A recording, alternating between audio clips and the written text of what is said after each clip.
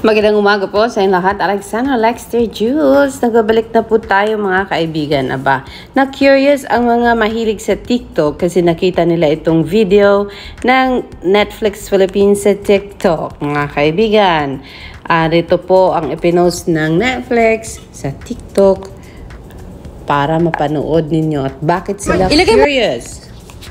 Let's go!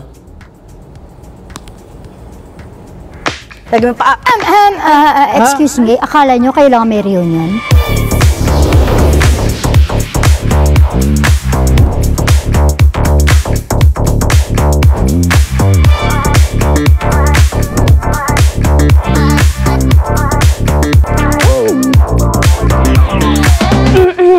Hello, gorgeous. Oh my God.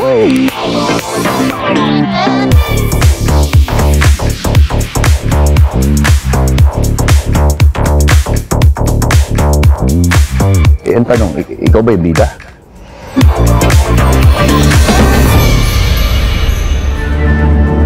Talk show, parang talk show daw yan mga kaibigan. Medyo may chikahan, may kape, may sisya, at marami pang iba. Since this is our first to watch this sa Netflix Philippines sa YouTube, take note, dito ABS-CBN YouTube guys ha. Baka makalimutan nyo, hanapin nyo. Wala naman sa ABS-CBN, wala rin sa Star Magic, wala rin sa I Want TFC, wala rin sa Kapamilya Online. Pakaalalahanin ninyo, ito ay mapapanood sa Netflix YouTube Philippines. Ayan. Kasama ba daw si Maybay? Movie ba daw ito? Sabi ng isa, yes, parang series yata, every other Friday yata siya, sabi ni Chichi. Ayan, ito sabi, pati sila Gabi at Ruru, they're I think love team sa GMA. Ayan, sabi nila, may, yes, pero magtataas wari ang subscription fee. YouTube, guys, I think it's not Netflix, Netflix. I'm not sure now. See, I'm curious. Ang sabi naman kasi, YouTube channel. O diba? Netflix YouTube channel. So, ibig sabihin, punta tayong lahat sa YouTube Netflix channel. O diba? Akala ko reunion sang Gabi at Ruru. Yes, Maymay. Marami silang masaya for Maymay, mga kaibigan. So, dahil dyan, dinala niya ito sa social media. Dinala niya ito sa Twitter. Sabi niya, ano ito? Dahil ba sa miniseries ni Maymay? Yan po ay kakaiba po sa Netflix, mga kaibigan. Sabi ni Meterazon dito, yung wish ko na makakasama ni Maymay ang mga di kalidad na artista ay natutupad na. Sana ito na ang maging simula. Yes, Meterazon, I am with you on that one. I am happy too. Para kay Meridel, Maymay, and Trata. Para dito sa, syempre, aba, Netflix yan, Judian yan, Gladys,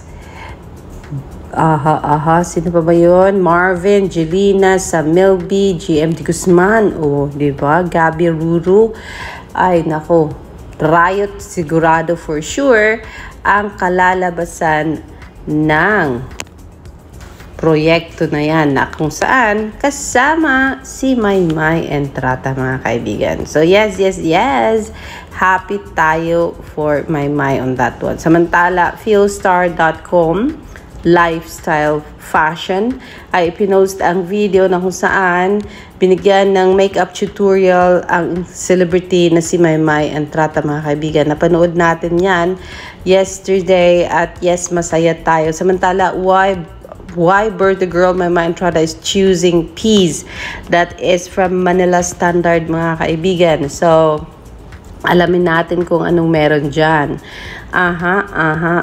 Sabi dito, written by Nikki Wong.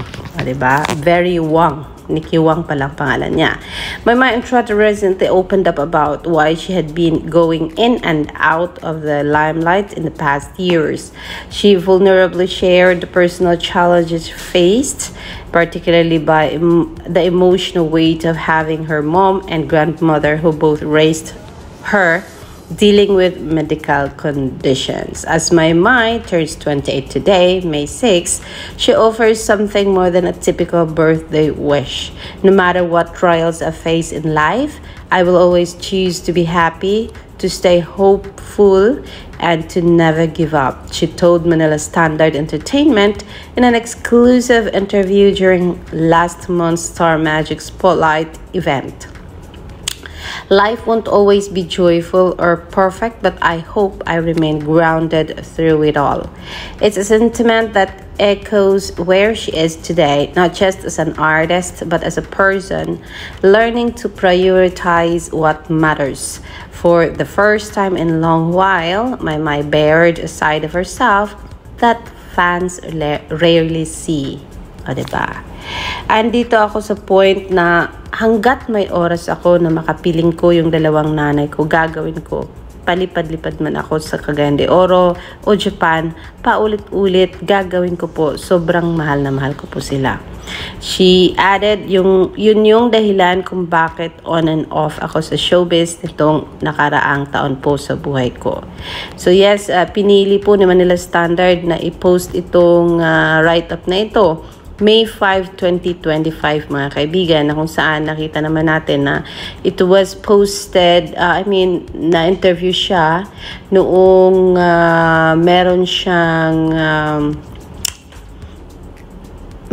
talk show na sinalihan. Ito po yung kay Jaiho, kasama niya si AC Bonifacio. It's a kind of press con mga kaibigan, before na ilabas itong Happy Crush niya.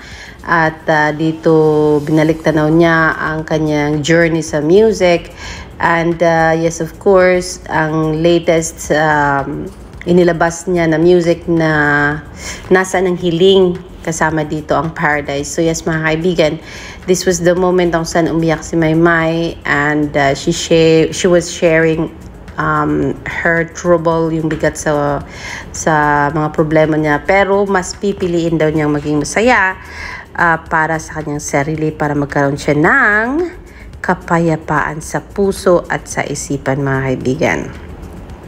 Sabi dito ng Manila Standard, Mai's honesty shows the kind of growth that often goes unseen. While she remains in the public eye, her new album Reborn shows a deeper side of her journey. Yung Reborn, hindi lang siya title, parang Remember Me ba doon sa darkest moments na pinagdaanan ko. Nakaya ko pa rin pala bumangon despite all of that. Kaya kaya ko pa rin pala mabuo ulit yung sarili ko. So maramdam natin yung mga pinagdadaanan niya at saan niya kinukuha yung mga hugot niya at kung saan niya kinukuha yung lakas ng loob ng isang Mai Entrata. Speaking on the latest PBB season, she also offered words that reflect her current mindset. Sino ba naman tayo para hindi bigyan ng chance yung mga taong nagkakasala? Hindi rin tayo perfecto. And she was talking about AC Bonifacio in this mga kaibigan, because kasi nga po baby girl niya si AC Bonifacio, and they were talking about yung napag-usapan nga si AC dahilan sa mga napapansin ng mga casual viewers doon sa pamalagi niya sa bahay ni Kuya. So yes mga kaibigan, yan ang nakita nating ipinost ni Monique Dominic sa social media ngayong umaga. And yan po ay sinishare natin sa inyo just to remind us na manatiling strong gaya ni Mama Entrata kahit nakaliwat kanan na po ang ating hinaharap sa buhay. And yes, I want to give emphasis doon sa ipinost ni Javian mga kaibigan sa kanyang Instagram. Diba? Kasi nga po, itong si Javian po ay napakalapit na kaibigan ni Mai. Hindi ko alam na si Javian pala ay tita ni Mai at hindi pala niya ito cousin. So kaya ang tawag niya ay Tita Gao, o diba? So, today, si Jabian po ay nag-jogging para daw maging healthy. Di natin alam kung sinong kasama ng isang Jabian. Baka si Maymay din. Pero yes, sabi nga niya doon sa kanyang ipinost na masaya siya, diba? Na makasama ang isang Meridel, Maymay, and Trata sa mga panahong ito. At nakita niya, syempre, gaano ka-strong ang isang Maymay and Trata. And instead na naging tita niya ito, naging tita, pamangkin niya ba? Pamangkin niya ba si Maymay? O, diba? So, parang curious nga ako nung nabasa ko siya Parang, totoo ka? Totoo ka kasi nga po parang halos kasing edad lang ni Jabian itong si Meridel, Maymay, and Trata. Samantala, Miss Love Kapulong nag-post ng All-Star Commute 2025. Save the date, that's gonna be July 20 in Smart Araneta Coliseum. All-Star Commute?